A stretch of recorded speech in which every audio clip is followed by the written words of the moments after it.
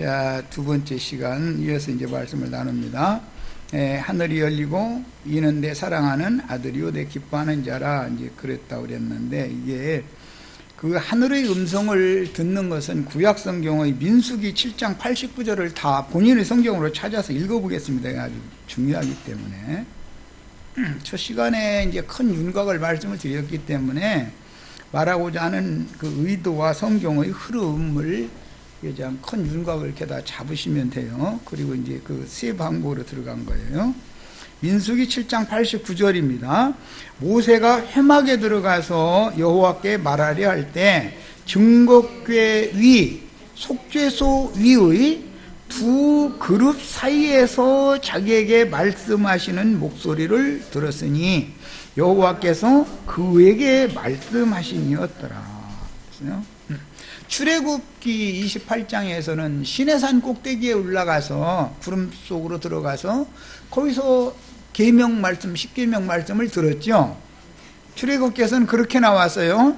그런데 민수기에서는 성막이 땅에 세워진 이후에, 이제 민수기는, 출애굽기는 성막이 땅에 세워지기 전 얘기고, 그 차이를 아시겠죠?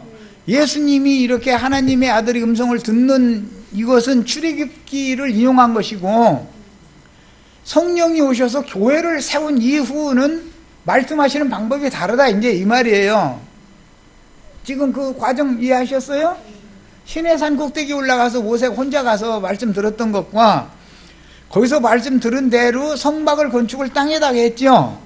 지상세계에 성막을 건축을 해놓고 나서 성막 안에 들어가서 두 그룹 사이에서 말씀하시는 그 음성을 이제 듣는단 말이야. 이게 하늘의 그 산 꼭대기에서 듣는 말씀과 회막의 지성소에 들어가서 말씀을 듣는 것은 사실은 개념이 같은 것이지만 사실은 두 번째 것이 더 완전한 것이죠. 민수기의 말씀은 성막 안에 들어가서 말씀 듣는 거예요. 출애굽기는 시내산 꼭대기 올라가서 말씀 듣는 것이고, 시내산 꼭대기 들어가서 말씀을 들을 때는 금식을 했죠, 40일간. 그러나 여기 민수기에 성막 안에 들어가서 말씀 듣는 데는 금식하고 들어가는 건 아니잖아요. 자, 이제 그런 구분점에 대해서 이해를 하셔야 되겠어요. 그룹 사이에서 말씀하시는 하나님의 목소리를 거기서 들었다 그랬어요. 시편 또 다 같이 시편을 펴니다. 2편 6절부터 8절 사이를 읽겠습니다. 시편 2편 6절에서 8절 본인의 성경으로 찾는 거예요. 내가 나의 왕을 내 거룩한 산 시온에 세웠다. 시내산에 세운 게 아니라 시편에서는 시온산에 세우신 거예요. 누구를? 나의 왕을. 여호와의 왕이라는 거는 예수님을 말한 거예요. 메시아이신 메시아의 왕국을 통치하실 왕을 세우는 얘기예요. 이때 세우심을 받은 분은 인자가 아니죠. 성령이 되셔야죠. 예수 그리스도의 영이어야 되는 거예요. 내가 여호와의 명령을 전하노라. 여호와께서 내게 이르시되 너는 내 아들이라. 오늘 내가 너를 낳았도다 이랬는데, 마태복음 오늘 우리가 읽은 말씀에서는 너는 내 아들이다 라고 했죠. 이때의 아들과 이 지금 시편 2편에 나온 이 말씀은 사도행전 13장 33절에서 재인용이 되죠. 사도행전 13장을 갑니다. 마태복음 3장에서 아들로 인침을 받는 문제와 사도행전 13장에서 아들로 인침을 받아서 맏아들이 되시는 문제에 대한 차이를 지금 말씀드리려고 그러는 거예요. 사도행전 13장 32절 33절 32절 33절을 읽겠습니다.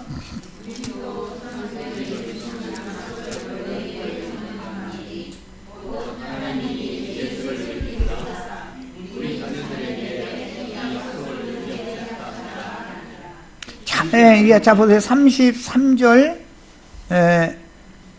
이건 약속이 이루어진 건데, 곧 하나님이 예수를 일으키사, 부활이죠. 우리 자녀들에게 이 약속을 이루게 하셨다 함이라. 시편 2째 편에 기록한 바와 같이 너는 내 아들이라 오늘 내가 너를 낳았다. 여기에 나오는 오늘이라는 말은 부활의 날이죠. 일으키심을 받은 날. 네. 성경의 적용이 똑같은 문맥으로 돼 있는 것 같지만 언제는 인자 예수에게 표적으로 말씀하셨고 언제는 육체로는 죽임을 당하시고 영으로는 살리심을 받아서 죽은 자들 가운데서 일으키심을 받는 그날, 오늘 내가 너를 낳았다. 그날 낳은 아들은 맏아들이라고 그러죠. 맏아들. 네. 맏아들이라는 말은 많은 지체 자손들을 낳는다라는 것을 염두에 두는 말이잖아요. 예, 성경을 읽을 때는 이렇게 문맥의 흐름을 잘 알아야 돼. 이 말은 무슨 말이야? 하나님의 경륜을 알고 하나님의 경륜의 관점으로 성경을 봐야 된다 이런 말이에요. 예, 어떤 거 한 구절, 그 구절이 없는 게 아니에요. 있지만 그 구절은 거기에서 말하는 의도가 있고 똑같은 단어가 사용된 것이지만 다음 구절은 거기에서 말하는 의도가 또 다른 거다라는 말이에요. 예. 이런 것을 무시하면은 성경이 엉망이 돼버리는 거예요. 이제 하나님의 경륜의 관점으로 해석할 줄을 모르면. 자, 그 다음에 이제 이사야 42장 찾습니다. 본인의 성경으로 찾습니다. 1절로 8절입니다. 내가 붙드는 나의 종 내 마음에 기뻐하는 자 곧 내가 택한 사람을 보라. 내가 나의 영을 그에게 주었은즉 이방의 정의를 베풀리라. 여호와께서 붙들어 주시는 종, 그분의 마음에 기뻐하는 자. 이것은 이제 구약 시대에는 다윗이었어요. 내가 택한 사람을 보라. 야곱, 다윗, 이게 다 하나님의 택하신 자고 기뻐하는 자였어요. 그런데 그에게는 내가 나의 영을 그에게 준다. 하나님의 성령을 주는 건 성령이 비둘기같이 오늘 예수님에게 임해가지고 하나님이 함께 계신 상태를 보게 된 거.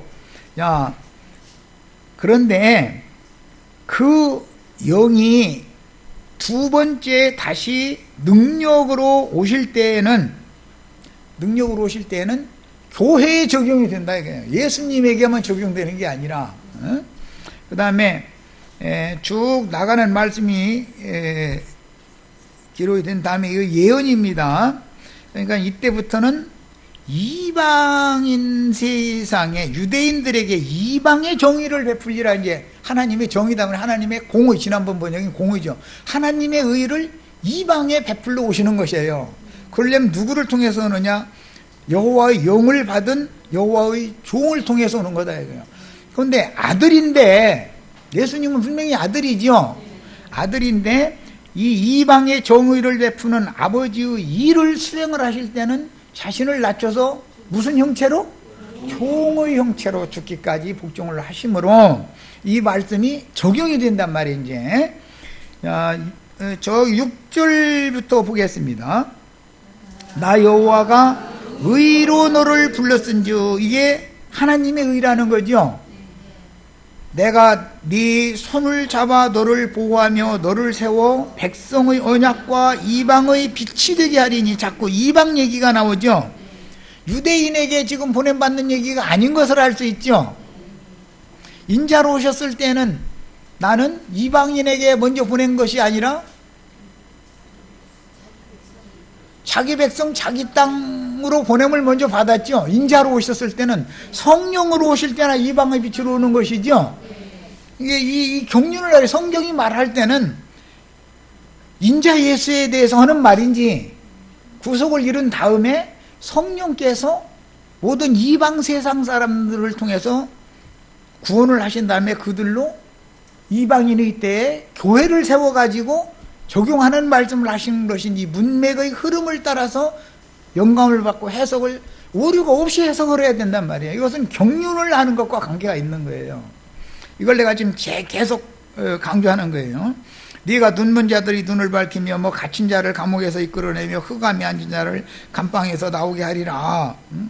나는 여호와니 이는 내 이름이라. 나는 내 영광을 다른 자에게, 내 찬송을 우상에게 주지 아니하리라. 이게 예언입니다. 이 예언은 다 이방인의 때를 염두에 두고 된 예언이죠. 예. 자, 이처럼 본문 말씀 이사야 42장 말씀을 고난받는 종의 노래라고 그 제목에 그렇게 돼 있죠. 고난받는 종의 노래라고 하는데, 예수님이 육신으로 오셔서 종의 형체를 입고 사역을 하시고, 그 목적은 유대인들에게 배척받고 심지어 죽임당하는 데 넘겨져 가지고 영으로는 다시 일으키심을 받아서, 그 다음에 성령이 오시면 이방인의 때가 정식으로 시작이 된다라는 것을 단계적으로 지금 예언을 하고 있는 중이다. 이게 하나님의 경륜이다 이거예요. 육신으로 오셨을 때는 자기 땅 자기 백성에게 오셨죠. 그러나 영으로 실제로 오시는 것은 이방인의 때에 이방인들에게 오시는 거예요. 예. 자, 그러면 육신으로 오셨을 때 고난받은 것은 성령이 되셔가지고 제자들을 통해서 전도 사역을 누가 하느냐면 주님 자신이 또 하는 거예요. 그런데 사도들을 박해하는 것이 예수님을 박해하는 거다 이거예요. 이게 고난받는 종에 대한 노래라고 하는 것은 양면 적용이 다 된다라는 걸 알 수가 있는 것이죠. 완성적으로 고난받는 것은 계시록에 주의 증인들이 일곱 능들이 최종적으로 짐승의 때에 최후의 고난을 받는 것이 완성이단 말이에요. 예수님이 고난받은 것만 가지고 자꾸 십자가 막 얼마나 아프셨느냐. 물론 예수님 그런 아픔도 다 견디고 다 했습니다. 그걸 난 약화시키려는 뜻이 아니고, 그 십자가의 고난이 십자가까지 가는데도 고난길을 가는 것이고, 그 고난, 그 생명길이라고 하는 그 길을 가시는 것이 제자들이 동일한 길을 가지 않으면 예수님 혼자 그 길을 가신 것이 무슨 의미가 있냐 이런 말이에요. 야, 그러므로 본문에서 이는 내 아들이요 기뻐하는 자라라는 하늘의 소리는 하나님께서 친히 예수님을 그 선지자 곧 오리란 메시아로서 인치는 증거인데, 너희는 이제부터 저의 말을 들어야 한다라고 공개적으로 사역을 위임하시는 구약의 예언 말씀을 이게 지금 광포하시는 내용이므로 예수님에게 하나님의 이런 아들로서 그 아들에게 왕으로 대제사장으로 그 선지자로 이런 사역이 위임이 되어지면 요한이라 할지라도 이제부터는 자기 사역을 끝내야 된단 말이야. 왜? 누구든지 모세가 이미 그 시내산 올라가기 바로 직전에 예언을 한 바가 있죠. 너 형제 중에 나와 같은, 이제 그때는 모세가 하는 말이에요. 나와 같은 한 선지자를 세울 텐데 그 선지자가 와서 말씀을 전하면 그 선지자의 말을 누구든지 듣지 아니하면 하나님 형벌을 받는다. 이게 예언이에요. 그래서 이스라엘 사람들은 그 선지자를 그렇게 기다린 거예요. 모세가 예언했던 그 선지자 언제 올 거냐. 그 선지자가 바로 메시아니까. 잘 아시는 것처럼 요한에게 세례를 받으러 많은 사람들이 몰려가가지고 요한복음 1장에 보면 네가 그럼 오리라 한 그 선지자냐, 그 선지자냐 이렇게 물어봤죠. 그러니까 나는 아니다, 내 뒤에 오시는 이가 있다, 이제 이렇게 소개를 했어요. 사마리아 여자를 만났을 때 대화가 다 맞춰질 무렵에 여자가 하는 말이, 이제 보니 당신이 그 선지자로서이다. 그 선지자라고 그러죠. 그러니까 사마리아 사람이든 유대 사람이든 누구를 기다렸다? 그 선지자로 오실 메시아를 그렇게 기다린 거예요. 예. 이미 이건 예언을 믿고 있었기 때문에. 그런데 그 선지자가 바로 지금 예수 그리스도가 바로 그 선지자다. 모든 선지자들이 있었지만 그 많은 선지자들보다 더 큰 선지자가 바로 나다. 예수님이 나중에 이제 직접 증거하시죠. 많은 선지자들이 있지만 그 많은 선지자들 중에서 더 큰 선지자가 바로 나다. 이렇게 이제 만약에 우리가 만약에 이런 말 했다가는 저 쳐죽일 놈이고만 그럴 거 아니에요. 그런데 예수님은 당당하게 자기 신분을 때가 되면 딱 밝혀버린단 말이에요. 이런 이제 성경의 흐름을 흐름을 따라서 이해하셔야 되겠어요. 그래서 이제부터는 그 선지자로 인맞은 왕으로 대제사장으로 그 선지자로, 이게 메시아예요. 메시아는 세계 직분을 다 하는 거니까 예수님의 메시아 사역이 공식적으로 시작될 것이므로 인자 예수님을 볼 때 외모만 보지 말고 그분의 입으로 나오는 하나님의 말씀을 듣고 그 영의 가르침을 영과 마음으로 받아들여서 이제부터는 천국의 길을 닦아놨으면 요한의 길 닦는 사역이 끝났으니까 이제는 천국에 들어가야 돼. 침노를 해야 되는 거예요. 지금부터는 이제. 그러니까 시점이 딱 전환되는 시점 얘기죠. 요한이 예수를 침례를 했다는 것은 이제는 요한의 사역은 끝나야 되고 예수님이 직접 요한이 그 길을 닦아놓은 그 길로 요한에게 와서 자기 죄를 자복하고 세례를 받은 사람들을 천국으로 불러들이는 일이 지금부터 시작이 된다 그런 말이란 말이야. 이것을 경륜이다 그래. 하나님은 어느 때까지는 누구를 통해서 어떻게 일하시고 어느 때가 이르면 누구를 또 보내서 어떻게 일하시는 거. 이게 하나님의 경륜이라고 하죠. 우주적인 경영이다 이거예요. 이것을 잘 이해를 하셔야 됩니다.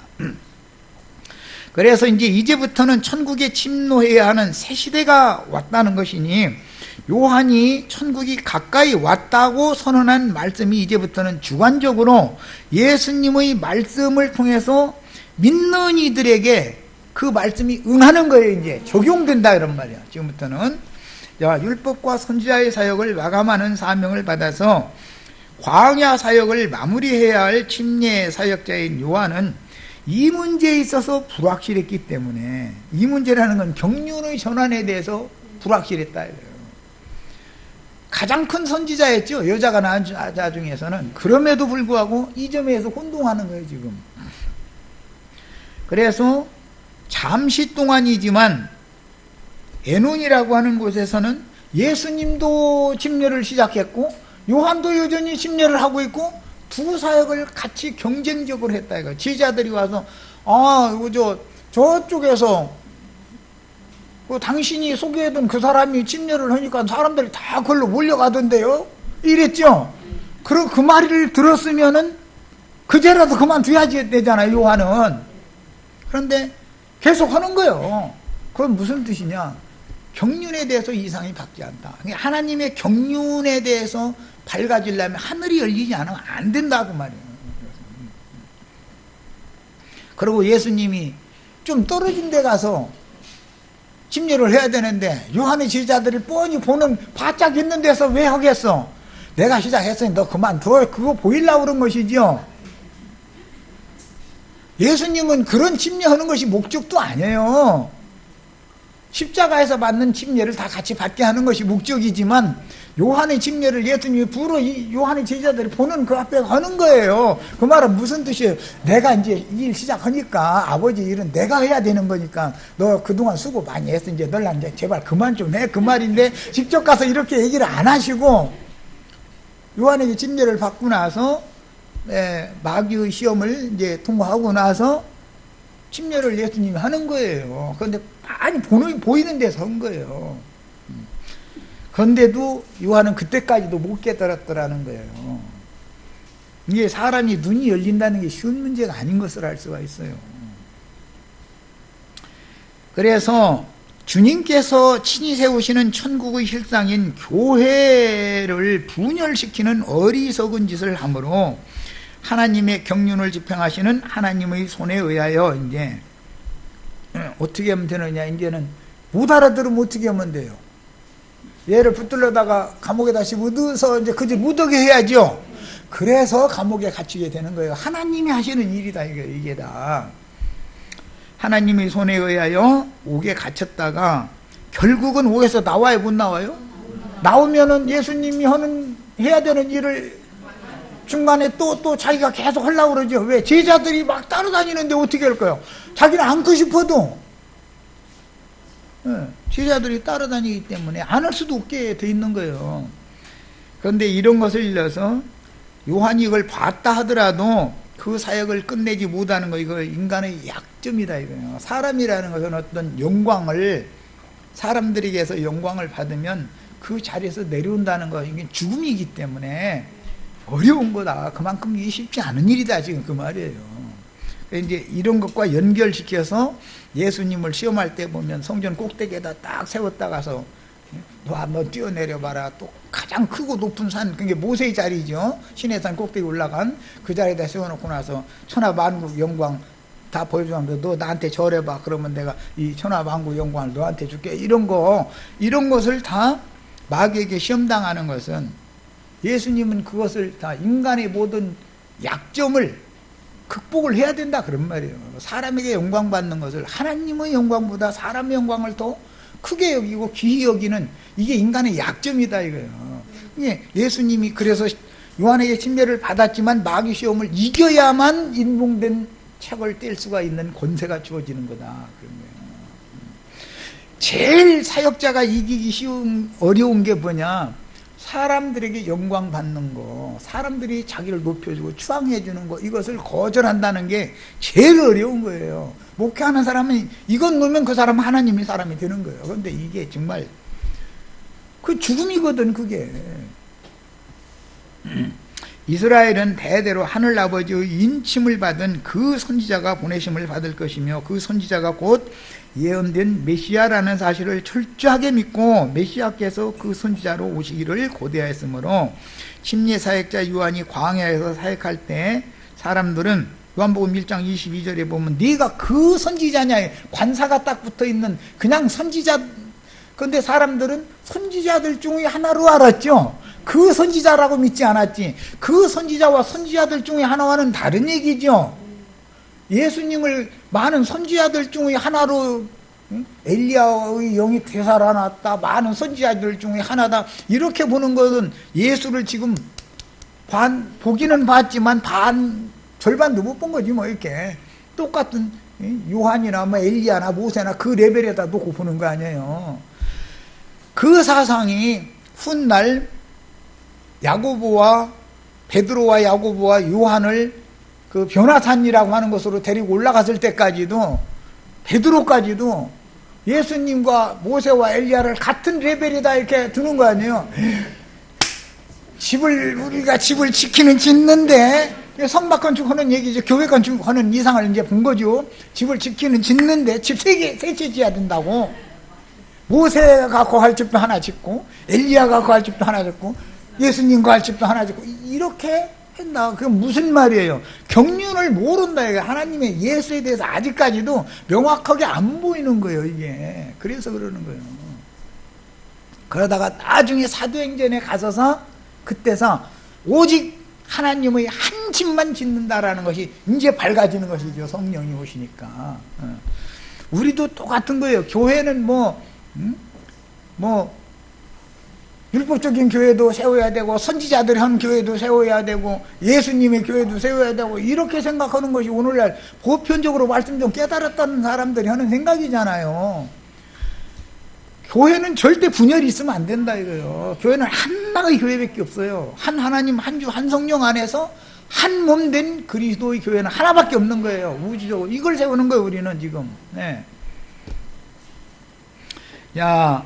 그 다음에 이런 말씀은 이제 그 출애굽기에서 인용하는 말이고, 우리는 신명기 18장 15절로 19절을 보겠습니다. 자, 본인의 성경을 찾습니다. 신명기 18장 15절로 19절. 네 하나님 여호와께서 너희 가운데 네 형제 중에서 너를 위하여 나와 같은 선지자 하나를 일으키시리니, 이 말은 모세와 같은, 그때 당시로는, 그런데 어디에서 세우냐면 네 형제, 모세의 형제들이라는 건 구원받은 이스라엘 백성들이죠.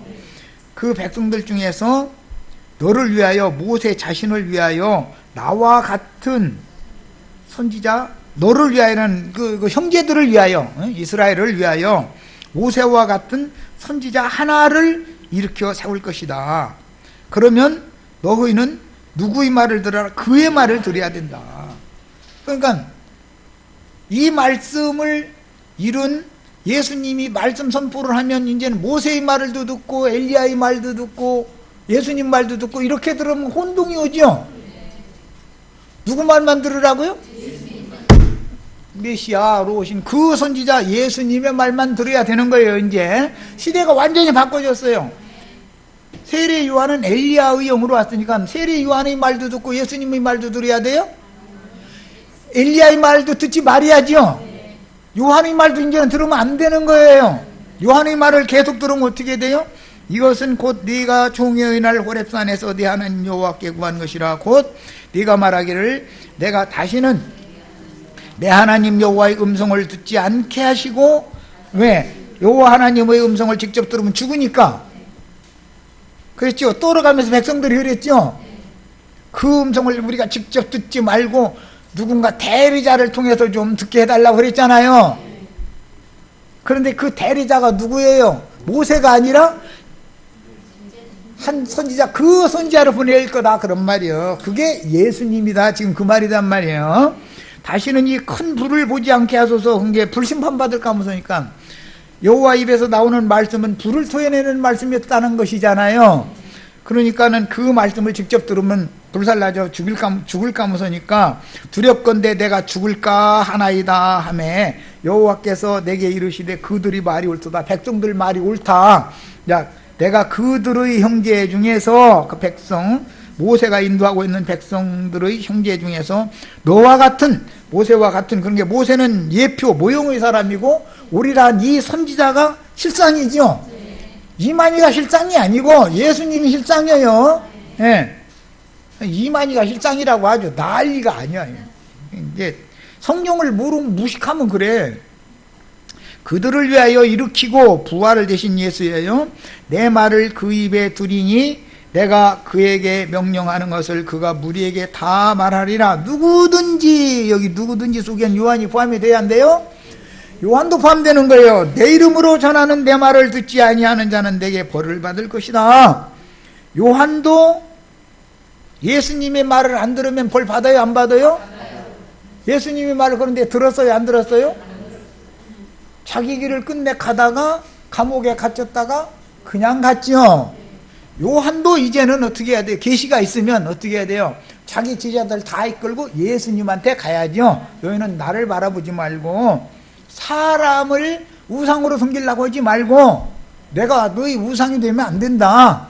참신이 내 뒤에 오신 그분이라고 내가 소개해 줬잖냐. 그러니까 내가 먼저 가서 그분 앞에 가서 제자가 될 테니까 신의 음성을 듣는 때가 온다고 시편에도 예언이 됐고 예언이 이제 선지자 예언에 이게 나와 있는데 사람이 전능자의 소리를 들을 때가 온다 예언이죠. 그게 이때를 말한 것이다. 그러니까 내가 먼저 가서 그분이 제자가 될 테니까 너희는 나 따라와라. 그럼 그래서 그분이 제자가 다 돼야 된다. 그렇지 않으면 누구든지 여호와 이름으로 전하는 여호와의 그 말을 듣지 않는 자는 여호와께 벌 받는다고 돼 있다. 이걸 설명을 해줬어야 되는데 여기를 살짝 가려놨어.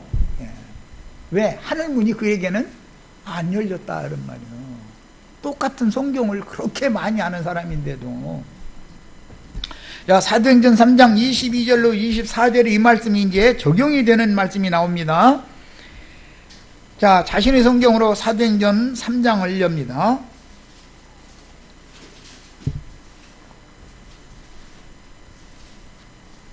요한이 예수님을 세례하고 났으면은 이제부터는 누구든지 여호와의 이름으로 전하는 여호와의 말을 예수님한테 가서 들어야 되는 거예요. 그렇지 않으면 벌 받는 거예요. 예? 사도행전 3장 22절로 24절입니다. 모세가 말하되 주 하나님이 너희를 위하여 너희 형제 가운데에서 나 같은 선지자 하나를 세울 것이니, 지금 신명기 읽은 그 말씀을 인용하고 있죠. 너희가 무엇이든지 그의 모든 말을 들을 것이라. 이 말씀이 마태복음 17장에도 또 나오죠. 베드로가 집 세채지차고 그러니까 그게 아니야. 이 말씀을 인용하면서 너희는 그의 말을 들어라. 그래서 눈을 다시 떠서 봤더니 예수 외에는 모세나 엘리야는 안 보이더라는 거잖아요. 그래가지고 예수님 구름 타고 올라가시는 모양을 봤지요. 이제 광경을. 마태복음 17장 이렇게 돼 있잖아요. 자, 누구든지 그 선지자의 말을 듣지 아니하는 자는, 여기 그라고 하는 관사가 붙은 선지자는 이사야보다 더 큰 자지요.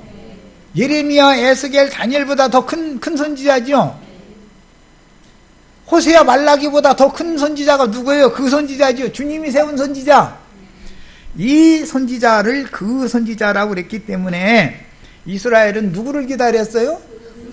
오리라 한 메시아라는 말은 이 그 선지자를 기다린 거예요. 그게 메시아다 이거예요.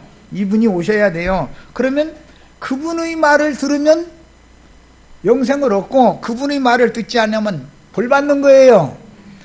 야, 그 선지자의 말을 듣지 아니하는 자는 백성 중에서 벌 받는다는 게 뭔 뜻이냐? 구약은 내게 벌 받을 것이요 그랬는데 시련에 가서는 멸망받는 얘기다 그런 말이야. 그냥 보통 보면 매한테 때리고 말고 이런 말이 아니고 예수님이 오셔서 예수님이 사역을 시작했는데 사람의 종으로 계속 남기를 원하면 멸망받는다 그 말이요. 멸망받아. 예루살렘이 형벌을 받고 이스라엘이 멸망받았죠.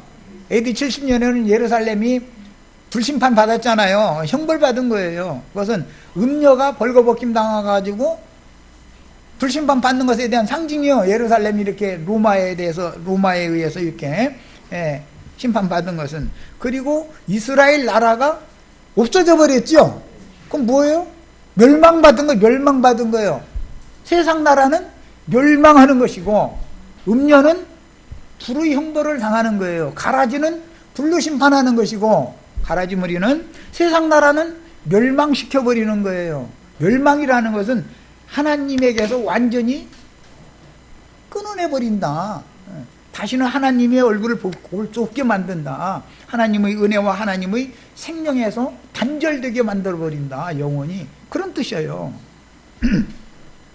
하였고 또한 사무엘 때부터 이어 말한 모든 선지자도 이때를 삼열 같은 큰 선지자지만 구약시대에 다니엘이나 사무엘이 가장 큰 선지자로 인정하는 말들이 많이 나오죠.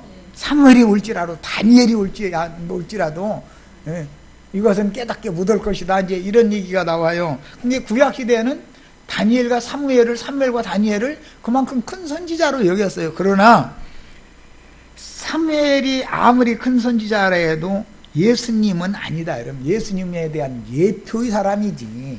다니엘이 아무리 큰 이상과 광경을 다 보고 말씀을 들었지만 예수님에 대한 예표의 사람은 되지만 예수님 자신의 실상은 아니다. 그런 말이에요. 이해하셨죠? 자, 이어서 말한 모든 선지자도 이때를 가리켜 말한 것이다. 베드로가 이 말을 할 때 이때라는 말은 성령이 사도들을 통해서 말씀을 증거할 때를 말하는 거예요. 예수님이 증거할 때가 아니에요. 다시 말씀드립니다. 이때라는 것은 예수님이 인자로 오셔서 말씀 증거할 때를 말하는 게 아니에요. 이때라는 것은 성령이 되셔가지고 사도들을 통해서 교회들에게 말씀을 증거할 때를 말하는 거예요. 자, 그래서 율법 말씀과 선지자들의 예언들을 역사상에 실현하러 오신 인자 예수는 선지자들 중의 선지자인 그 선지자로 정해진 때에 때가 차야 오시는 것이죠. 그 선지자는 아무 때나 오는 게 아니에요. 자기 땅의 자기 백성들에게 오셨고, 이건 표상이죠.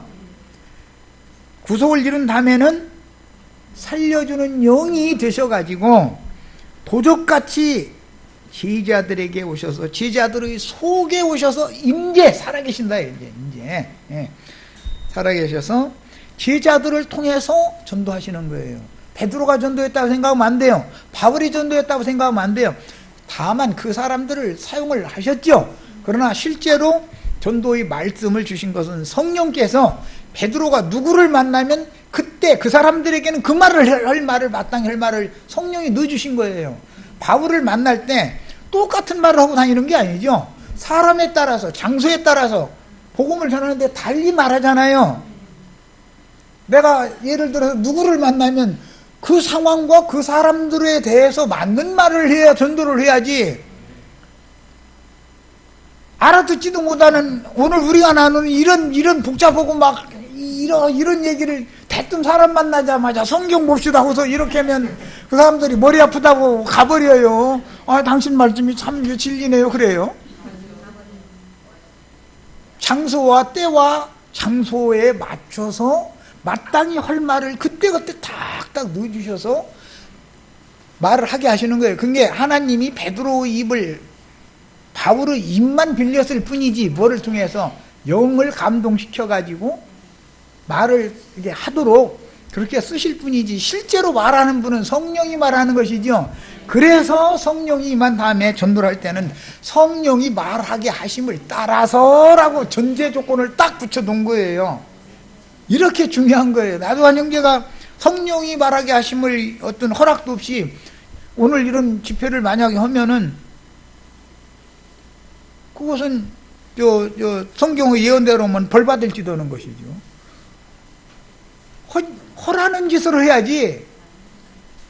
허라는 짓은 않고 엉뚱한 짓을 해놓으면은 이거 사람 주고, 이건 내가 여기서 이제 쌀 잡곡 이런 거 팔 때 잠깐 이게 경험한 얘기인데, 아이들이 우리 집에 놀러 오면은 조언이 팥이니 이런 게 그냥 만지기가 좋잖아요. 부드럽고 이렇게 하니까 그걸 가지고 노는 거예요. 이제 엄마는 이제 우리 김정수 자매랑 방에서 얘기하느라고. 그럼 나도 그 얘기 이렇게 빨리 들어가가지고 한참 있다 보면은 아이들이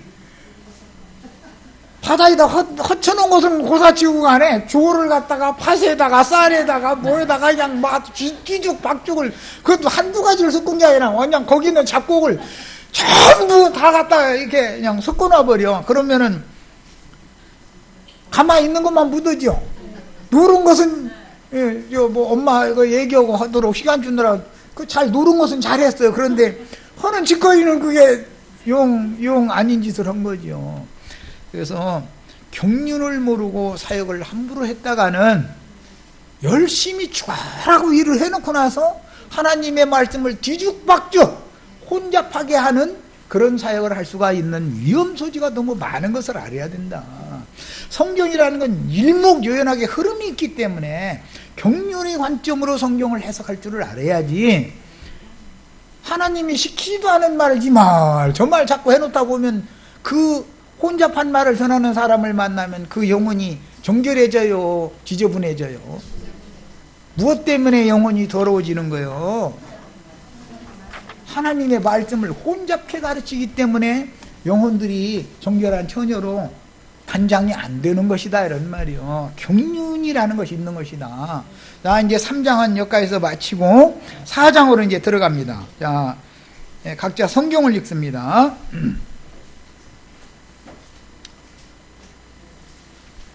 일단 6절까지 읽겠습니다. 그때라는 것은 요한에게 침례를 받았을 때지요.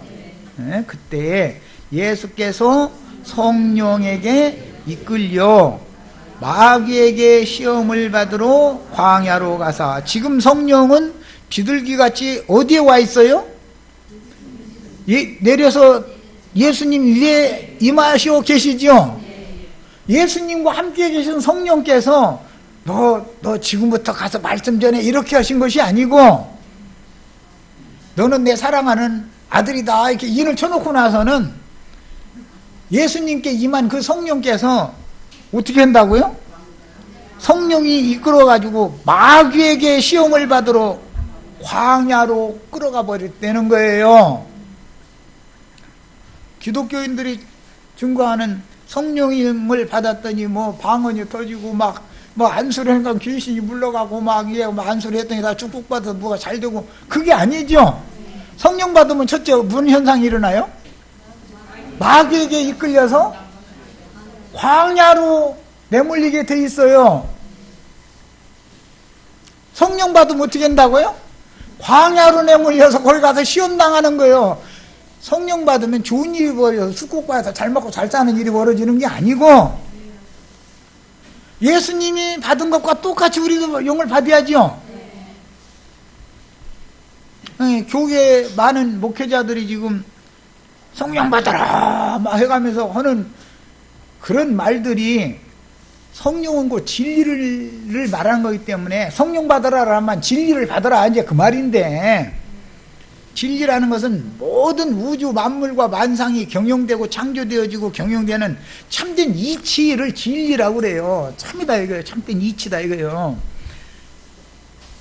그것을 내가 받아들이려면 성령께서 깨닫게 해주시는 말씀을 받아들여야 되는 일이죠. 진리를 받는다는 건 말씀을 받아들인다라는 말이잖아요. 하나님 자신을 받아들인다는 뜻이고.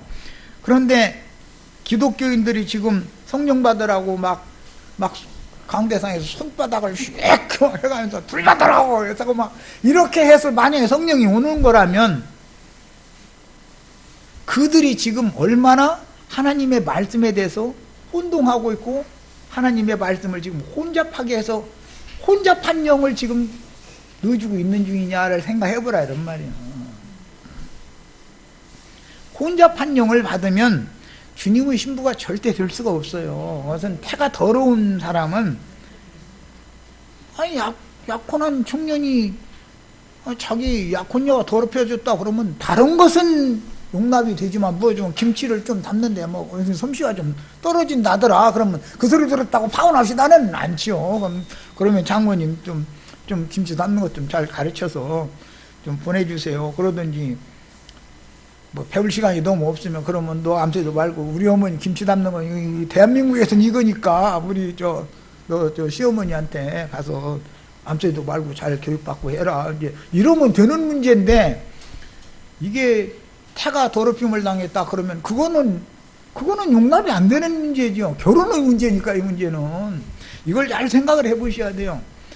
태를 더럽힘 당한다는 건 무엇을 말한다고 영적으로는? 혼잡한 말을 진리의 말씀이 없는 게 아니죠. 거기다가 가라지 누룩 섞은 말을 조금씩 섞어서 말씀을 혼잡시켜가지고 가르치면 사람의 영혼이 더럽혀진다 이거예요. 이것을 잘 생각을 해보시길 바래요. 자, 이제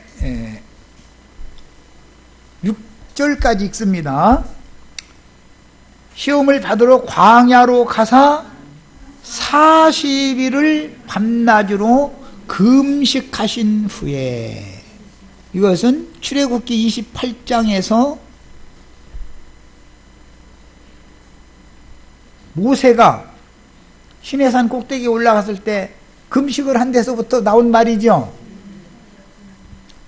출애굽기 28장에서 산 꼭대기로 올라갈 때 구름 쪽으로 올라갔다고 돼 있잖아요. 그 말씀 이제 데살로니가전서 4장에 재인용을 했죠. 구름 속으로 끌어올린다. 이제 이랬더니 이제 막 멋대로 막 해석하는 거야. 막 구름 쪽으로 이렇게 막 거의 변화돼서 막 허공 구름 쪽으로 간다. 막 오죽 답다 보면 내가 아니 히말라야 산맥을 넘어가는 그 구름도 있을 것이고 백두산 중턱에 걸친 설악산 중턱에 걸친 구름도 있을 것이고 저기 미국에 뭐 또는 남미의 어떤 산중턱에 구름이 이렇게 걸쳐 있을 텐데 당신이 어느 곳으로 오는 어떤 구름 타고서 구름 쪽으로 들어가려고 그러느냐고. 그러면 하나님이 능력이 마시는 하나님이 그것도 못하겠느냐고. 다 자기 다 그렇게 한다. 막 이래버리면 능력이 많으신 하나님이 한다는데 또 할 말이 없어. 또 아무리 능력이 많아도 물질적인 구름 속으로 사람 끌고 올라가는 일은 없어요. 그런 일이 어디가 있겠어. 하나님의 산 시온에 이기는 자들을 올라오라고 부르신다. 그곳에서 계시록에서는 성령의 감동을 받았더니 어린 양 그 신부를 보여줬잖아요. 크고 높은 산에서. 그게 지금 구름 속에 올라간 거죠. 그게 어떻게 구름 속에 올라간 거냐고 이러면 나도 더 이상은 어떻게 말할 수 없어. 자, 그 다음에 40일이라고 하는 것은 많은 이제 뭐 인용한 말씀들이 있지만 이것은 다 시험의 기간을 말한 거예요. 육체로 사는 동안은 전부 40일로 이제 상징한 주님을 만난 후에 남은 인생은 시험의 기간이에요. 이제. 그런데 40일을 주야로 금식을 하신 후에 줄이신지라 시험하는 자는 마귀죠. 앞에 마귀에게 이제 시험 받으러 갔으니까 예수께 나와서 이르되 네가 만일 하나님의 아들이거든. 그러면 마귀가 예수를 하나님처럼 너는 내 아들이라 내 기뻐하는 자다 이렇게 하나님의 인정을 마귀가 인정한다는 거예요? 않는다는 거예요? 만일이라는 건 길 수도 있고 아닐 수도 있고 이제 지금 그런 것이죠. 그런데 네가 만일 할 때는 너는 아니지 않냐? 그걸 전제로 하는 말이잖아요 지금. 왜 이 말이 나왔겠어요?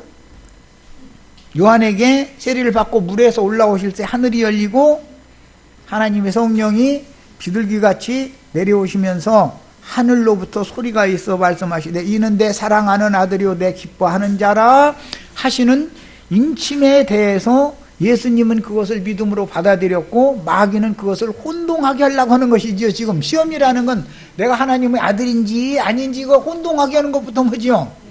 내가 구원 받았는지 못 받았는지 쉬운 말로 말하자면 요것부터 시험하는 거야. 네가 하나님의 아들이거든 근데 만일 하고 딱 이렇게 전제 조건으로 하는 거예요.